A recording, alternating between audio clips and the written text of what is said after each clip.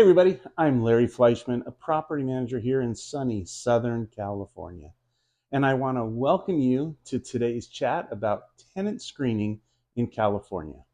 And before we get into it, I just want to clarify, I'm a property manager, not a lawyer, so please don't take this info in replacement of legal advice.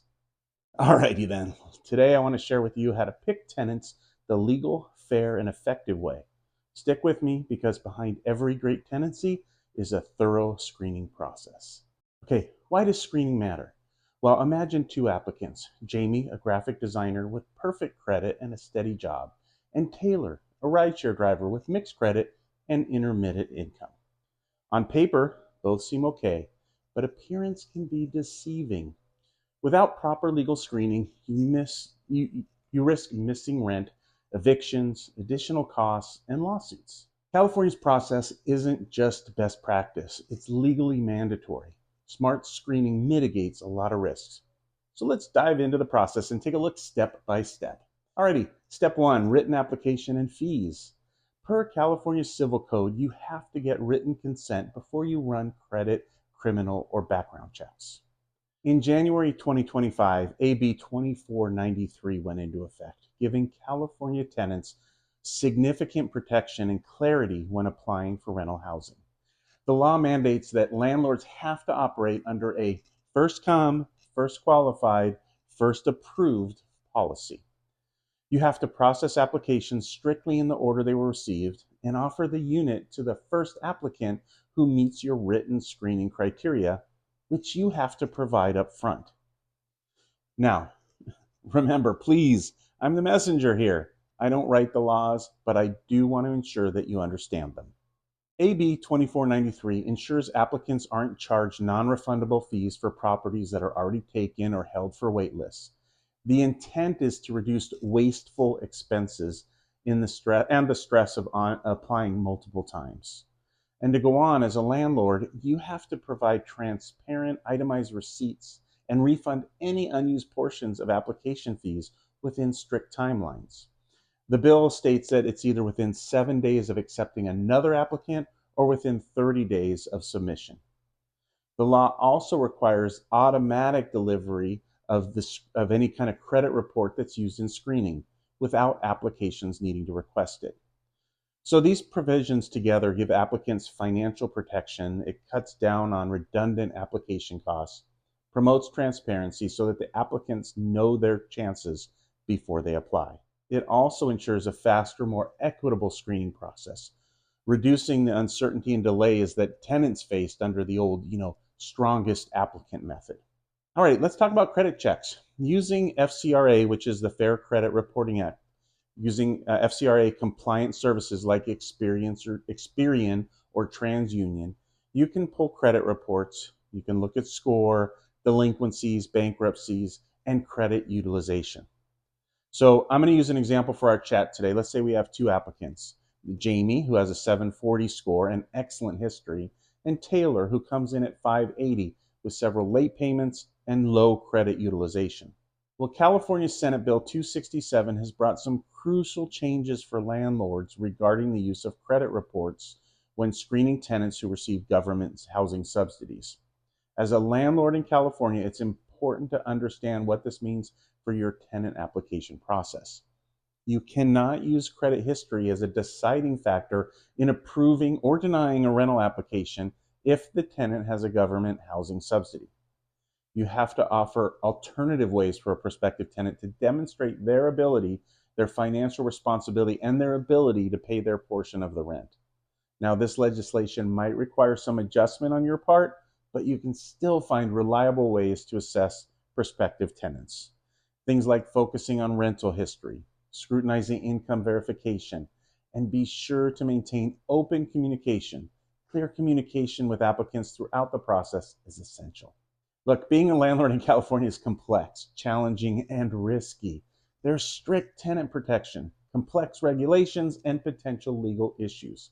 Things like long and expensive eviction processes, government overreach with rent control and just cause eviction, and potential legal liabilities related to property maintenance and fair housing laws. That's why we're here. We're sharing this information with you But if you're looking for someone to help you navigate this process in LA County, send us a message or give us a call. We'd be more than happy to discuss what we do and how we can help you as a property owner. All of our contact information is in the description below the video. All right, let's move on to background checks and eviction history. As I said earlier, California law requires written consents before doing any of this. Also, it's crucial that you cannot use arrest records without convictions, and convictions older than 7 years are off limits. So let's use Taylor again. Taylor gets disqualified for shoplifting 10 years ago. Well, that's older than the 7-year cutoff, so it can't be used for denial. And there are cities in California like San Francisco or Berkeley that also restrict these kind of checks. So know your local laws. But if an applicant has a recent conviction, the law requires individualized assessment under fair housing. You can't just flatly reject. You must evaluate circumstances, rehab, risk. Okay, let's move on to employment and income. In California, you can and should verify income, but you can't discriminate based on the source, such as vouchers, alimony, or Social Security income. If we go back to our earlier applicants, Jamie earns 3.5 times the monthly rent, a strong sign. Taylor, who's a rideshare driver, has income at 2 times the monthly rent. That's less predictable, but it's still acceptable as long as the standard is applied consistently. You can't disqualify solely for being gig-based or using a voucher as part of an applicant's income. As far as vouchers are concerned, you must include their subsidy in your rent-to-income ratio. So let's say, as an example, you require an income of 3 times the monthly rent. If the rent's $2,000 and the applicant's subsidy is $700, your requirement of income becomes 3 times that applicant's $1,300 portion, not the full monthly rent. I know, it's complicated. Let's talk about fair housing and non-discrimination. This is the backbone of the entire process. Federal FHA, California FEHA, and the Unruh Act prohibit discrimination based on characteristics like race, religion, familial status, disability, and yes, source of income, including Section 8. You cannot advertise no vouchers or refuse vouchers. If you do, you're at risk for an individual complaint or civil penalties. And AI plays into this now, because even algorithms can create adverse impact. For example, SafeRent, which is an AI-powered tenant screening tool, settled the case for $2.3 million after its voucher-based tenant scoring was accused of being discriminatory. I hope you're getting the message here. You have to know the laws and exercise caution to ensure that you're following the laws. So you've done all your screening, and now it's time for your decision and to communicate to the applicants. As the last piece falls into place, through careful screening, Jamie meets every criterion: steady income, solid credit, clean rental history, and Taylor, despite their real efforts, fell just short. Well, congratulations, Jamie. But next, you have to craft the required letter for Taylor, an adverse action notice, carefully following the FCRA rules.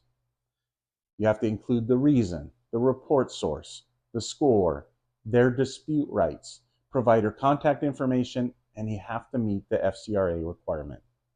Also, don't forget, you have to provide the itemized receipt and refund any unused fees and offer the opportunity to the applicant to rebut or reapply. All right, so let's recap. You have to have a clear application with signed consent.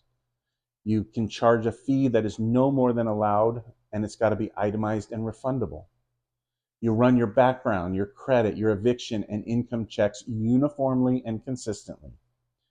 You screen on consistent objective criteria: credit, income, eviction, and be sure you fully comply with fair housing, FEHA, Unruh, no discrimination.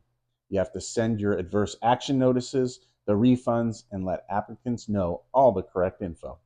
Well, now you know a little bit more about tenant screening in California, helping you pick tenants fairly, legally, and confidently. Thanks a lot for watching this video. I hope that you got something out of it, and I'd greatly appreciate it if you would like and subscribe to the channel. And hit the bell if you want to be notified when I share more landlord tips.